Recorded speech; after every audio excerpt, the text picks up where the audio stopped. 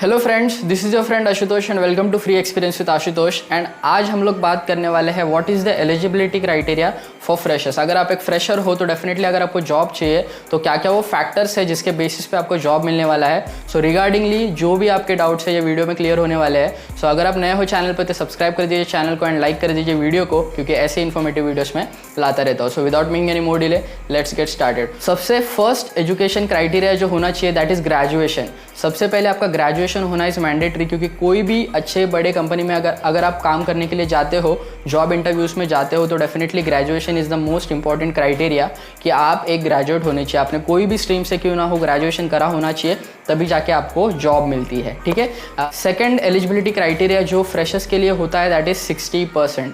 ठीक है, 60% is a big figure. The reason is क्योंकि मेजॉरिटी ऑफ द कंपनीज, ठीक है, ह्यूज चंक जो कंपनीज का है उनका एलिजिबिलिटी क्राइटेरिया ये रहता है कि जो भी आपने ग्रेजुएशन किया है, जो भी आपने एजुकेशन किया है, उसका एवरेज 60% होना चाहिए। ठीक है, that is one of the important criterias. So अगर आपने ग्रेजुएशन किया है तो 10th 12th डिप्लोमा जो भी आपने किया है अप टू ग्रेजुएशन, आपका एवरेज जो एग्रीगेट होना चाहिए दैट शुड बी 60%। मैंडेटरी नहीं है, डेफिनेटली बहुत सारे कंपनीज ऐसे भी है जो विदाउट दिस क्राइटेरिया हायरिंग करते हैं, बट कम कंपनीज है। अगर मेजॉरिटी सर्विस बेस्ड कंपनीज आप देखने जाओगे तो उनका ये क्राइटेरिया रहता है कि विद ग्रेजुएशन आपका 60% ओवरऑल होना चाहिए। ठीक है, for example service based companies such as TCS, Cognizant, Capgemini, these are some of the companies जो मैंने अभी आपको बताया है, बट डेफिनेटली बहुत सारे और भी कंपनीज रहते हैं।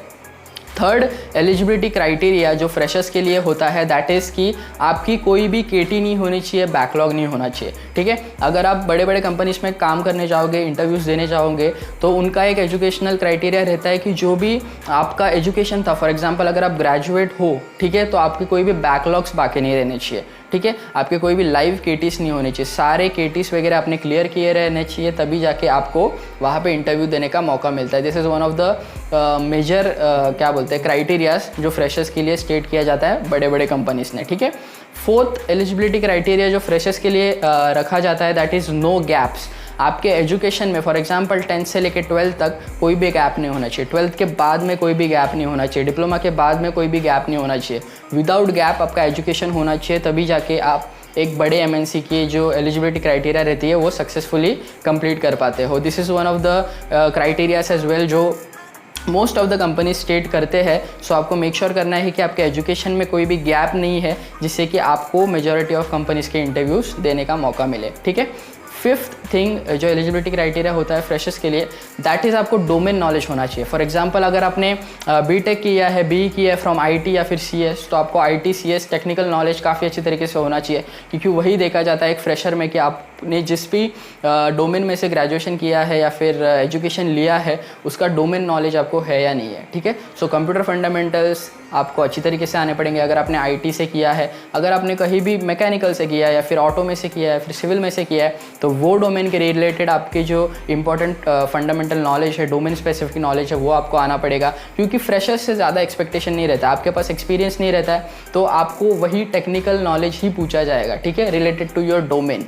आपके पास कोई भी प्रीवियस एक्सपीरियंस नहीं है तो आपको इंटरव्यू में वही पूछा जाएगा जो आपने अभी तक पढ़ा है। ठीक है, जो भी पढ़ा है वो आपको अच्छी तरीके से आता है, तो डेफिनेटली आप इंटरव्यूज़ क्रैक करने वाले हो। ठीक है, so these are the 5 major aspects, major eligibility criterias जो फ्रेशर्स के लिए होते हैं अगर आपको जॉब ढूंढना है। Now again one thing is here कि ये मैंडेटरी नहीं है। ठीक है, most of the companies, for example अगर आप बड़े बड़े कंपनीज देखोगे such as example I give Google, ये लोग कभी भी एजुकेशन के बेसिस पे नहीं हायर करते। ठीक है, इन लोग के डिफरेंट कोडिंग कॉम्पिटिशन्स वगैरह रहते हैं जिसके बेसिस पे ये लोग हायर करते हैं, एंड वो लोग एजुकेशन पे नहीं तो स्किल सेट पे ज़्यादा फोकस करते हैं। So this is one thing जो most of the product based companies follow करते हैं, दैट इज़ कि आपके एजुकेशनल क्राइटेरिया को ज़्यादा इंपॉर्टेंस नहीं दिया जाता है, रादर आपके स्किल सेट को ज़्यादा इंपॉर्टेंस दिया जाता है। तो डेफिनेटली अगर आप ये क्राइटेरिया नहीं भी मीट करते हो, तो अगर आपके पास राइट स्किल सेट है तो आप जॉब पा सकते हो, but make sure that you develop this kind of skills first